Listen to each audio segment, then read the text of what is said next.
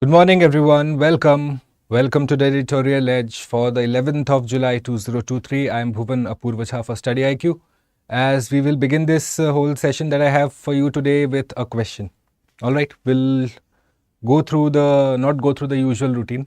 So straight away, here's the question for you. Let's see those who are joining me. Good morning, Lekam. How are you? Good morning. Straight away, let's jump into this question, guys. Let's see you attempt this. Okay. What is the tooth to tail ratio? Right?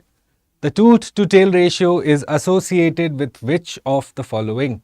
Number one, number of teeth to length of tail as a marker of evolution in primates. Okay. Number two, military efficiency. Has it got to do with military efficiency? Tooth to tail ratio. Okay. C, height of a species relative to its tail size. And D, none of the above. Let me know your answers very quickly, guys. Let's give it a go. We'll break through the usual ones. Good morning, Tarun. Good morning, Pooja. You guys are most welcome on this day. I have three very important topics for you. You will enjoy learning about them. One of them has got to do with the great tradition and heritage of this country. So we ought to have a look. Okay. First, let's go ahead and look at this question, guys. Give me the answers. Pratik, good morning. Good morning. How are you? How are you? Welcome, welcome. SSC aspirant, good morning. Welcome. All right. Let me know your answers in the chat. So, straight away, we'll jump into it. Three topics that I have for you today. Number one is to do with theatre command plan. Okay. So, in the past, we have had a look at military reforms. Especially, we have discussed extensively on indigenization of defense in India. Okay. So, you have to realize this is a part of the larger reforms that is happening in the country. So, what is the institutional reform that is taking place? So, we'll take a look at the theatre command plan. Number two will be the Lambani Embroidery. Okay. In fact, in the news because it made, it in fact set a Guinness Book of World Record. It's now going to figure there. Recently in Karnataka, at a G20 meeting, something happened. We'll discuss that. Okay. Good morning, Sai Krishna. Pooja. All right. She says, okay. We'll have a look, Pooja. Madhusudan. Good morning. Good morning. Welcome. Guys, give the question a go. Okay. And number three, we'll discuss the NATO Summit, which is being held in Lithuania, I believe, right? So, what's the importance of this NATO summit, especially now that you realize that there are multiple tangents in the Russia-Ukraine crisis, okay?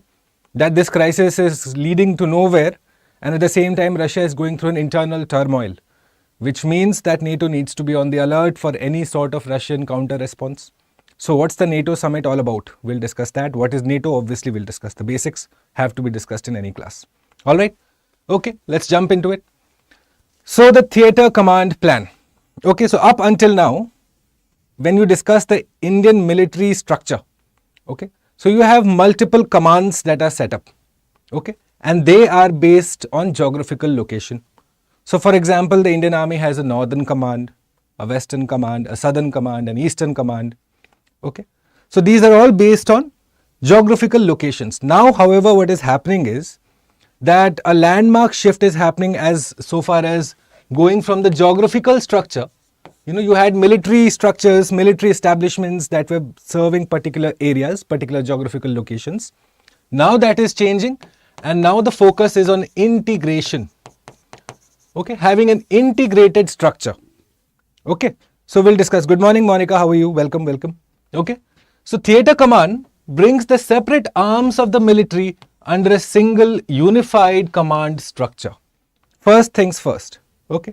So all the three services, Indian Army, Indian Air Force, Indian Navy, now they are going to be part of a similar structure, one structure.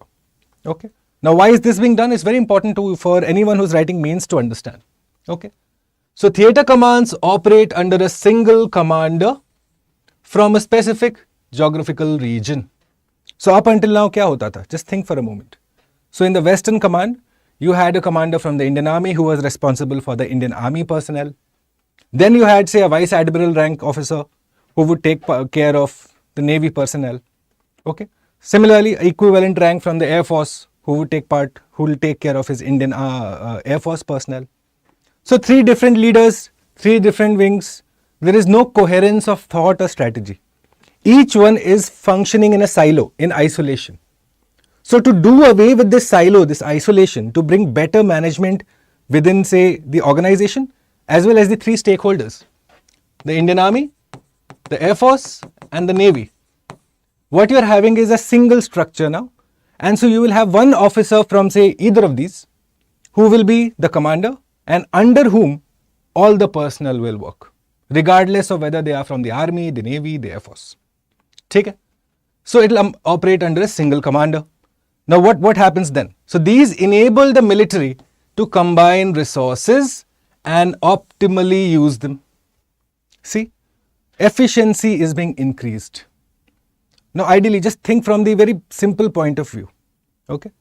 You have three different wings functioning in isolation, three different budget requirements, three different approaches. Okay?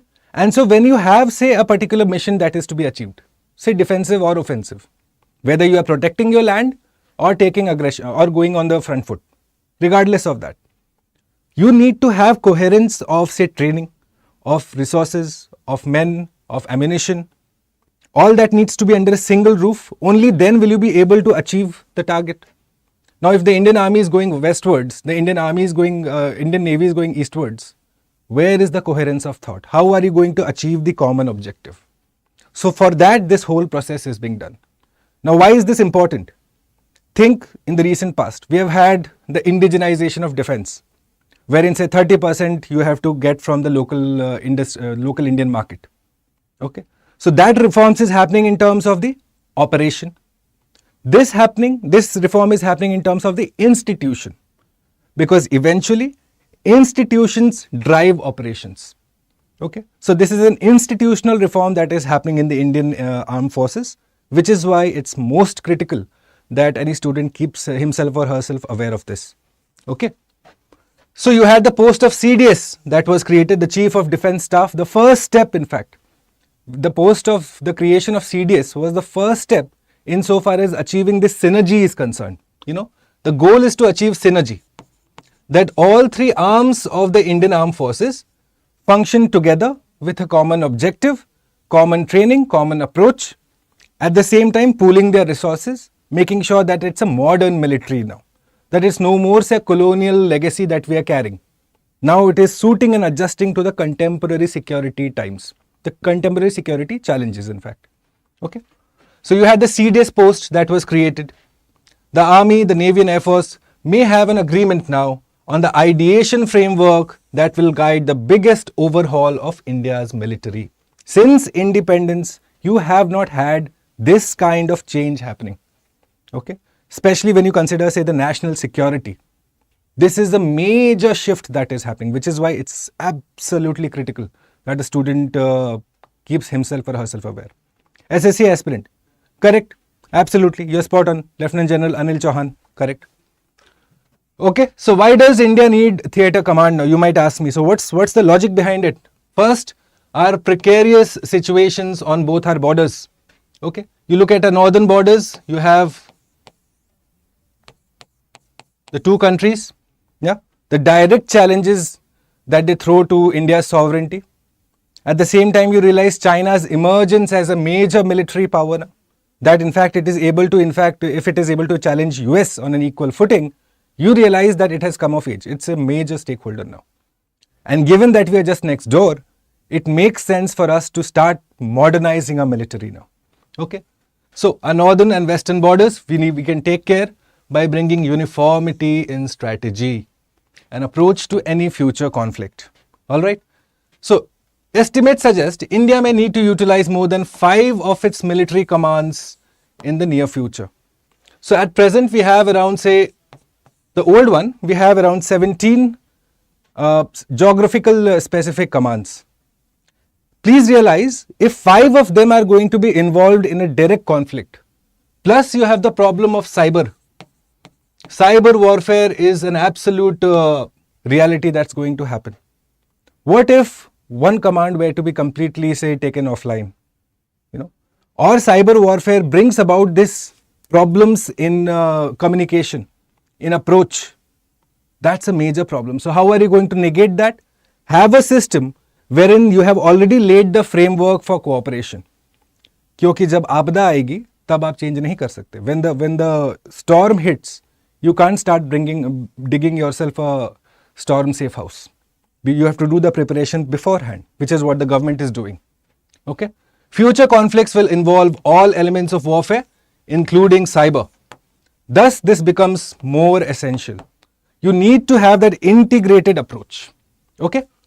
Integrated war fighting capacity. So these are the requirements why we are doing what we are doing in the military realm.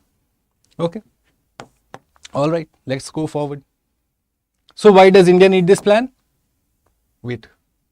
Okay. Now let's look at this total. So you had these commands previously. Right now, these are in operation. You have the Northern Command in Udhampur.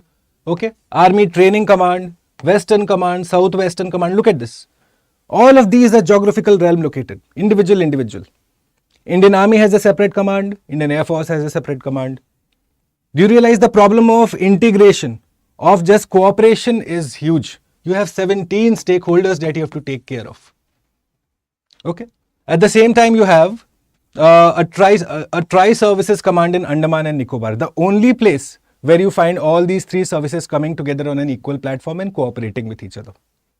So this set the example, which is why now you are finding that in the future what has been proposed is number one, a Western Theatre Command. Okay. All of these, Indian Army, Air Force, Navy will be taking care of the entire area. Similarly, you have the Eastern Theatre Command, all of this, and the Southern Theatre Command, making sure that this is taken care of. So you have three bodies, three areas to look at. That is it. Do you realize? It's easier now. 17 separate structures versus 3. You have rationalized it to a massive extent. Do you realize this, guys? Okay. So have a look at the commands. I wouldn't suggest that you go ahead and know each of them, because again now they are going to be obsolete. However, please realize from the prelims perspective that you would be advised to know at least the future commands that are going to be in place. Also know about the tri-services command in Andaman and Nicobar, where our strategic assets are stored, in fact kept. Okay. So all of this has come because of the DB Shekatkar committee. All right. Hi Navneet, how are you? Good morning. Okay. The DB Shekatkar committee was the first one that started to, in fact, proposed all of this, all of these changes that you see. No? So most recently you have had that military farms will be closed. You know, military used to have massive estates where they used to have, say, farms and all of that, agriculture, a little bit of all that going on. He's like, no more. Military is supposed to do a specific set of work. They'll do only that. And the whole point of this is, why? I'll tell you. So the army is like a spear, or any security force, no? It's like a spear, guys. Do you realize what a spear is? You know? So a spear, you need this to be pointed, which means it needs to be sharp. But at the same time, this foundation needs to be strong. How is this to be correlated in the security context? That your offensive capabilities need to be backed by suitable reinforcement and supplies. Okay. We have discussed this in the past that, you know, all these wars, battles, they are not won because of just one wave of attack. That doesn't happen always. Seldom it will happen.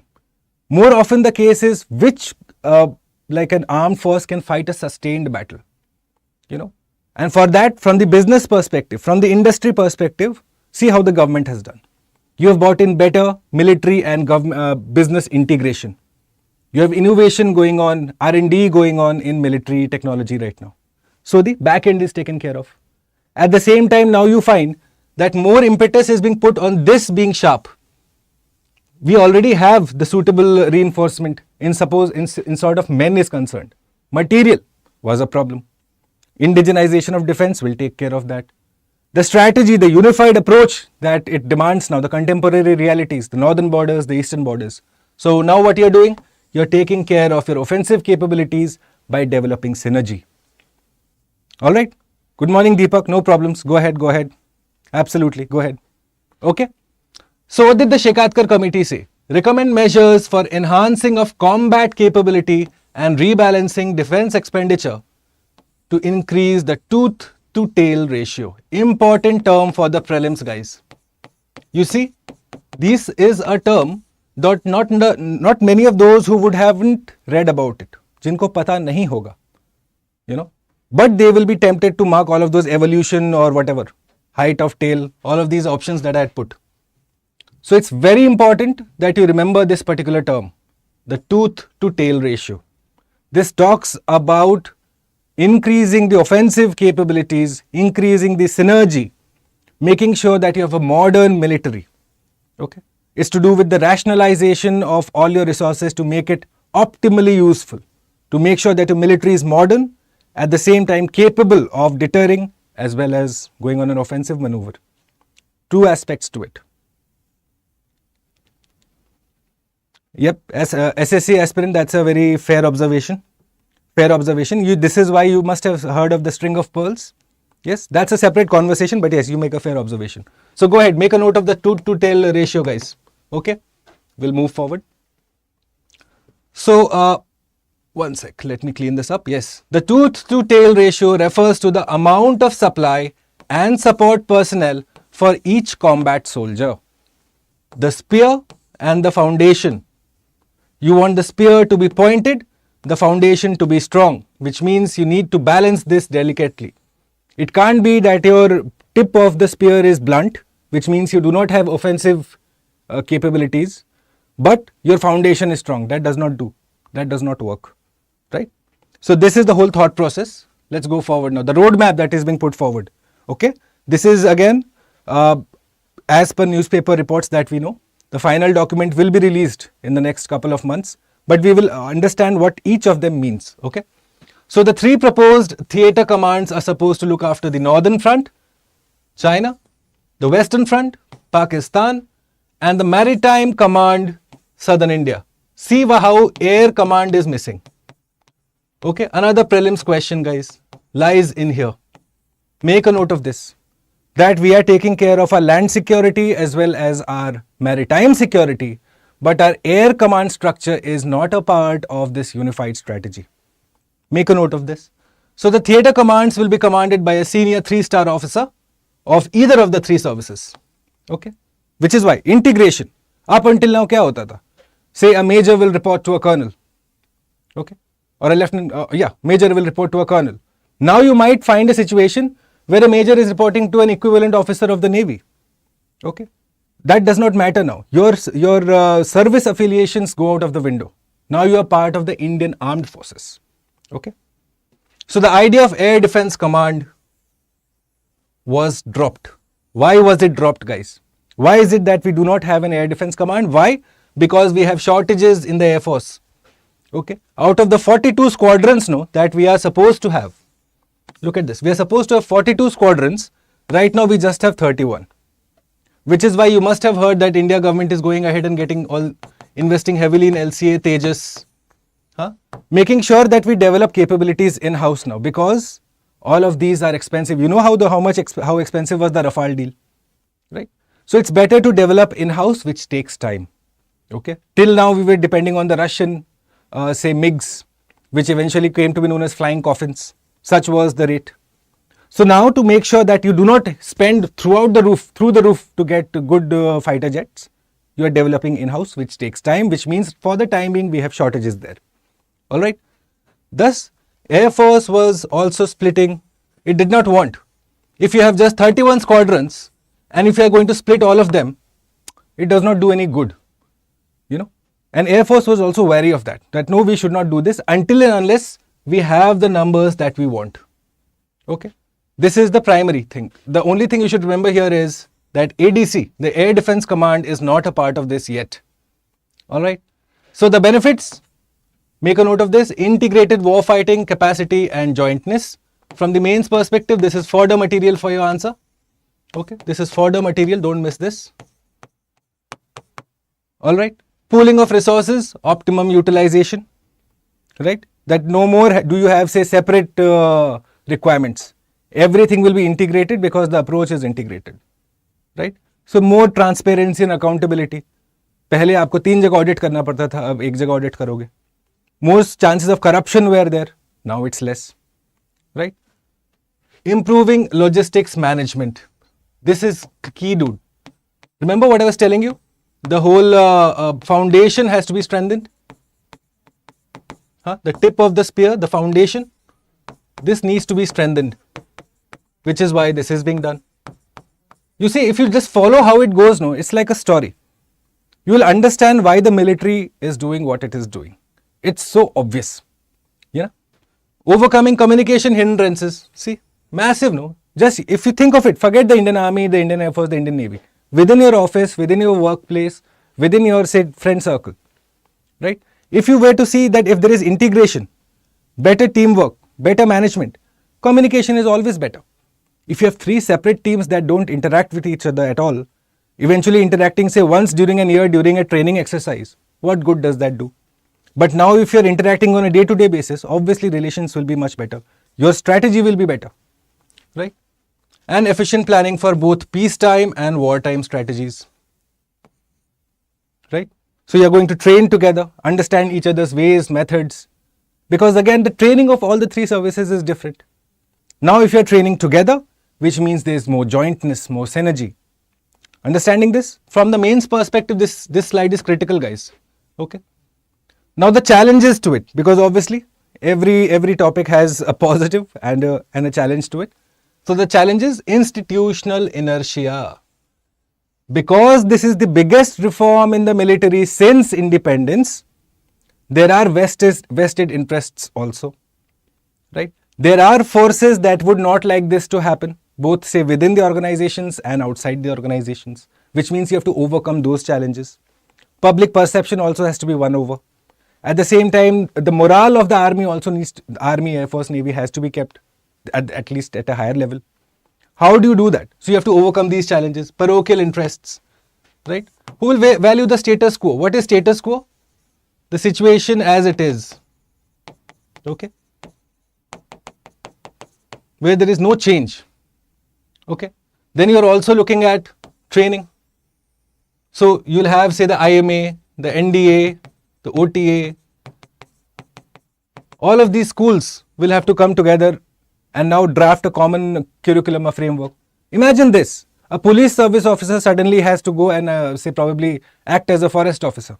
Suppose if they were to happen in the civil services. Now how will the poor fellow know what is the, say, joint forest management?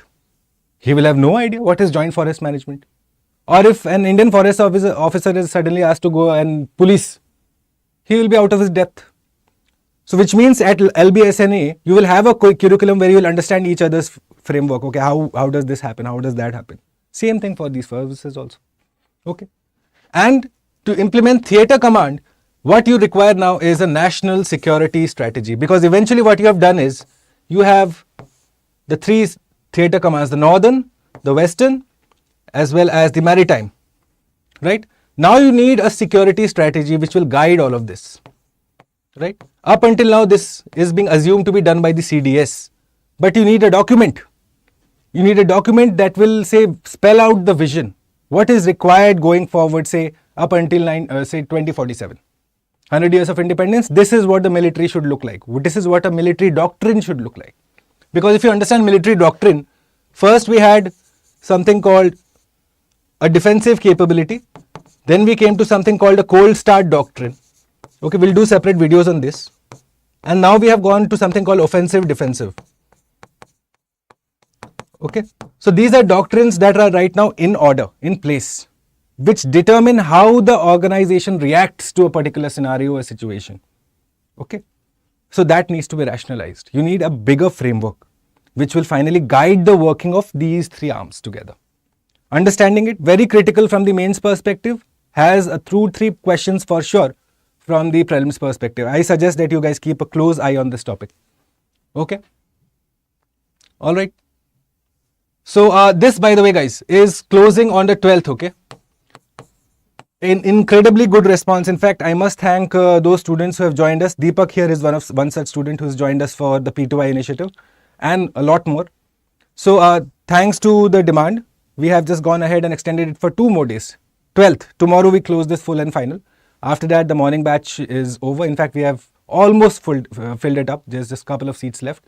So if you haven't decided yet, go ahead and sign up for the prelims to interview. As the name suggests, your interview preparation, up until your interview preparation, everything is taken care of. Yes. And a lot of hand-holding, a lot of personal guidance is there as a part of this project. So it will be of incredible benefit to anyone who is a serious aspirant for the next year's civil services. Okay, 3 languages that this is being offered in. Go ahead, choose the language of your whichever preference. Use the code BALIVE. Okay, you get a massive discount. Plus, I become a part of your preparation. Rest, and it'll give me immense joy that more students from my batch, from the daily news analysis, come ahead and join this course. Okay, see you guys there. All right, so the second topic of the day. So we had a G20 meeting in Karnataka, wherein a Guinness World Record was made. Okay, so if you see this, the largest display of Lambani items, okay, achieved by the Culture Working Group of India's G20 presidency on the 10th of July in Hampi, Karnataka. Okay, officially amazing indeed. It is officially amazing. In fact, if you look at that particular embroidery, it is actually amazing. You'll be amazed at it. Okay, so Lambani items is our focus of discussion. Who are the Lambani people? And what is this Lambani embroidery that we are talking of? Let's go ahead and look at this. Now look at these beautiful things. Amazing. Okay, so look at this. Lambani, a nomadic tribe of India, came from Central Asia through Afghanistan, Rajasthan, Gujarat and the southern part of India. A nomadic tribe. High SSC aspirant. So you must be aware of Lambani tribe, the Lambani people, the Lambani embroidery. So beautiful, by the way. Okay, a community that loves to adorn. Yes, without doubt. They love their clothes, I can tell you that. They wear clothes that have a lot of thread embroidery, buttons, shells, sequins, silver beads. Look at this. You will find that it has coins too, guys. Yes, one thing that really caught my eye was, have a look at this. It has coins in the embroidery. Yes, so it makes sense for students to watch this. Lambani embroidery uses a total of 14 type of stitches, the names given, and it follows a geometric pattern. So you have squares, circles, triangles, rectangles, all of those that you studied in maths. Lambani use it frequently. They know their maths. Yes, beads, small cowrie shells, and low denomination coins. So I was reading about them. So it tells me that they use 25 paise coins. Now to get these 25 paise coins for the embroidery, they end up spending close to 10 rupees per coin. Do you realize the markup of that? Which means they're having to spend extra to do this. So Lambani embroidery is critical importance. It was given the GI tag, I believe. Okay. The GI tag was offered to it in 2008. The geographical indication tag. Make a note of this because I haven't included this in the slide. So make a note of this. Okay. Alright. So Lambani, remember it from the prelims perspective, guys. Okay. It's a nomadic tribe from Afghanistan. Incredible clothes, cowrie shells, coins, beads. It's amazing to look at. Okay, third one. Third topic of our day, guys. The NATO Summit. Happening today and tomorrow. Where is it happening? In Lithuania. A place called Vilnius. Alright, why important? I'll tell you. So the leaders of NATO are meeting in the Lithuanian capital. And there are a host of things that they are going to look at. It comes at a very critical juncture, critical moment for this whole NATO organization. What you realize is that given Russia's internal turmoil, okay, now we need to understand this in a little bit of depth. Given Russia's internal turmoil, what is being feared is that probably Russia will take a preemptive strike or some sort of aggression against a common enemy to unify its own ranks. Because what the Western academicians are saying is that Russia is now pulling apart in different directions. So they need to unite. So to unite at a critical juncture such as this, you need a common enemy. So how are you going to get the common enemy? NATO. Now NATO also is an organization that is pulling apart in different directions. We might like to think that NATO is quite singular in thought and they're all united. No, it's not that. There are also different factors pulling it apart. So we'll understand that very quickly. So all of these leaders, in fact, if you just go and look at the newspaper, you will find that President Joe Biden is in the United Kingdom today. He paid a brief visit, met the monarch and everything. And thereafter he is flying to the Lithuanian capital to attend this summit. And the proximity of this, look at this, you have Belarus on one side. So you know how the messaging works. You have Belarus here, and you know Belarus and Russia share a lovely relationship. So the problem is, because it is so close to this place, it is also being feared that this is an opportune time for them to undertake any sort of maneuver. For that, German fighter jets have been deployed, Patriot jets. Okay, so it's a very critical moment, a critical juncture. So we'll look at it. Now the problems that these guys are facing, NATO as an organization, division over Ukraine, that there is no common consensus yet. There is no agreement on whether Ukraine should be a part of NATO. Why? One reason that straight away should come to your mind is it might risk, say, escalating this conflict. That if NATO were to get Ukraine into their fold, President Putin now is given a fair reason to bring it up a notch. That's why they are fearful. They don't want to do that. Okay. Sweden's accession to boosting munitions. In fact, Sweden and Turkey, they don't see eye to eye. Okay.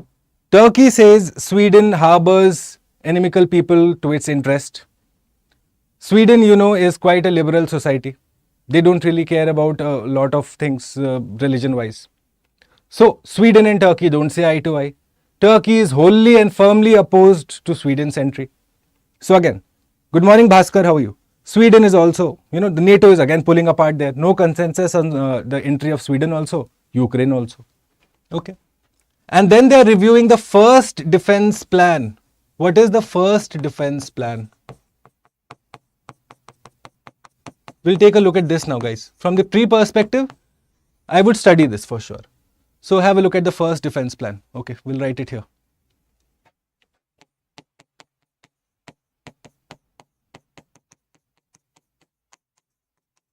So the whole idea of this was, if this is Russia, okay, and if this is NATO territory, what they are going to do is make sure that they have an integrated defense to counter with the Russian aggression. For that, what they required was that individual states, N1, N2, N3, all of these individual states, they should have individually a lot of military capability. That they should be in a position to, say, counter any aggression individually as well as within the ambit of NATO. For that, they are all required to have a particular amount of personnel, okay, a particular amount of military capability. Right? So for that again you require investments, and to sustain an army, sustain an air force, sustain an armed force, it takes pressure on your economic resources. So now NATO is saying that we need to review this first defense plan because the aggression from Russia, as they say, is real. That they are trying to find a common ground, and so unless we have to review this, because this has been in place since the Cold War. Okay. This has been in place since the Cold War, when it was feared that Russia will probably take an aggressive action, but didn't happen. Anything of that sort didn't happen. Now it has actually gone ahead and say there is a crisis that is full blown between Russia and Ukraine. So NATO is now wary of this, extremely wary of this. All right. So the NATO president, in fact, who is the NATO president, guys? I am writing the first name. Tell me the second name of this person. Go ahead. Who is the NATO president? Or the NATO chairman, I think it's called. Quickly. If you haven't so already, go ahead and like the stream, guys, please. Yes, it's 3 interesting topics that I'm bringing for you today. So go ahead, show some love for me today, early morning. Yes, like the stream for me, please. Yes, I'm waiting for this. Who is the NATO president, the NATO chairman, the NATO chief, whichever way you want to understand it. Let's do some small recap now. Let's understand a bit about NATO also. Then you'll understand why NATO Summit is doing what it is doing. I'm waiting.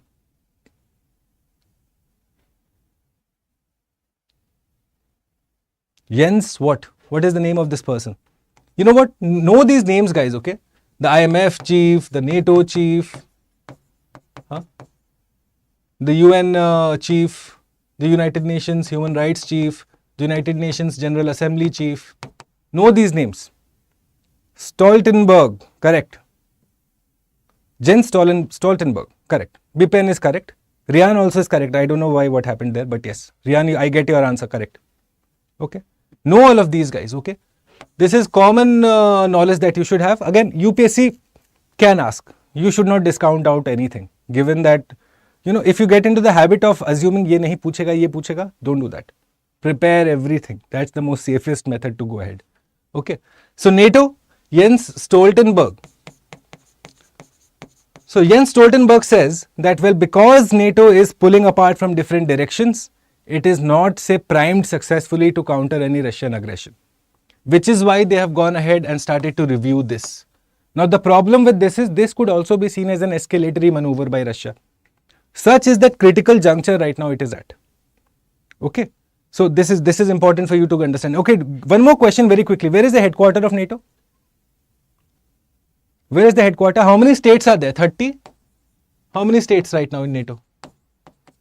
31 states in NATO. The headquarters of NATO is in Brussels. Know these small things, guys. Correct. Rian, आप सही हो. सही हो. और बताइए. Clear है? ये NATO वाला टॉपिक क्लियर रखना, NATO समिट का. Make sure that you know the NATO summit that is happening in Lithuania, in the capital Vilnius. Okay, this is the capital of Lithuania, Vilnius. Okay, it's right next door to Belarus, and you know Belarus is housing right now Russia's nukes. Russia and Belarus share a very cordial relationship, which is why this is also messaging from the NATO. Okay, this is also messaging that is coming in place from them. All right. Okay, if you have any questions now, guys, quickly let me know about any three of the topics that we have done today. Okay, any of the three topics that we have done today, let me know very quickly, because I don't want you to carry some confusions. होता क्या है, बाद में आप लोग mail करते हैं, and I may not be able to address it to those also the others who have doubts. Theatre command plan is clear. Why we are doing what we are doing? Rationalize our resources. Make sure we are a modern military. Okay, this is the institutional framework that is being changed, by the way. So if the question asks you to write about the institutional reforms happening within the military or the Indian Armed Forces, one change is this. Second is the institutional mechanism in terms of deeper military and market integration. Right? Are you sure of this? Have you heard of this military market integration? Make a note of this, please, if you haven't so. Military market integration is key. We have discussed this in the past. What makes China a better military or USA a better military than, say, India? Not that they have, say, armed drones and this and that. Yes, obviously. But that is a product of what? That the military and the businesses, the industry is integrated. That the industry is able to serve the needs of the military. Okay. However, there is a counterproductive angle to that also. That in the USA's case, the military market integration is so deep that in fact it goes ahead and affects their foreign policy. Which is why you see that the USA goes ahead and used to take at least a lot of unnecessary, wars, aggression, fighting. Why? Because you have a hungry snake to feed back home, which is used to getting its feed. So unless you are giving them the money, how is it going to work out? So many people's livelihood is dependent on it. Your economy is dependent on it. This is why Americans use, say, military technology as a coercive tool of diplomacy also. Didn't we discuss this? That America will do, what America does is sell the offensive capabilities to country A and the defensive capabilities to country B. Who wins out of all of this situation? The United States' economy. You see? So the military market integration is not just good for your own military, it is also good for your economy. You realize that? Tooth wala point. Sure. Have a look at this tooth wala point, guys. Where did it go? Here. Look at this tooth wala. The tooth to tail ratio. So what you want is a combat soldier, okay, by your reinforcement, your supply, your logistics. You guys do know, right, that the army has something called the ASC, which is called the Army Supply Corps. Yes. So for example, you have people posted in Siachen, in Kargil, all of those high places, even in the northeast, the remotest of places. But they need their daily food, their ration supply, their heating arrangement. Who does that? It does not happen magically, no. So there is an entire sub-department, in fact. Yeah, the Army Supply Corps. They in fact take care of this, making sure that their comrades, their brothers who are at a difficult terrain, difficult posting, they get all the stuff that you need. If you haven't seen, so there is a movie called Shaurya. Okay. So there the brigadier, it's played by KK. So in that movie, he says that to get this cup of coffee, they are sitting in a very high terrain somewhere. So he says that to get this cup of coffee, we have had to spend say 6,000 tons of fuel by bringing it on a plane. Material, men transported it, again fuel burnt, effort burnt. So even a cup of coffee is a luxury there. And so you need to treat it with respect. Who is doing all of that hard work? The Army Supply Corps. Making sure that everything is taken care of in the front. Not just say food wise, the others, everything that is there. Right? So this is also within the army or organizations, you need this. Also making sure that it is taken care of. That this is less, this is high, you want this to be higher.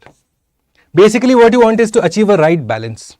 A modern military will have a right balance of both the factors. Number of people for offensive capabilities vis-a-vis number of people who will support that offensive capability. Samjhe Madhusudan? Clear hai? Okay. Belarus is not a part of NATO, Monica.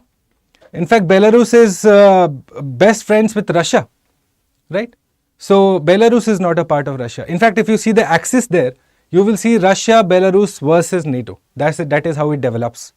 The recent crisis that developed vis-a-vis the Wagner group, it was the Belarus president, Lukashenko, who was the peacemaker of sorts. So Belarus and Russia are like best mates. So it's not a part of NATO. Alright, okay guys. So we come to the end of today's class. Short session, 3 very important topics. For anyone writing mains this year, go ahead and quickly learn more about the military theatre command. Expect a question on this for sure. Okay. So go ahead.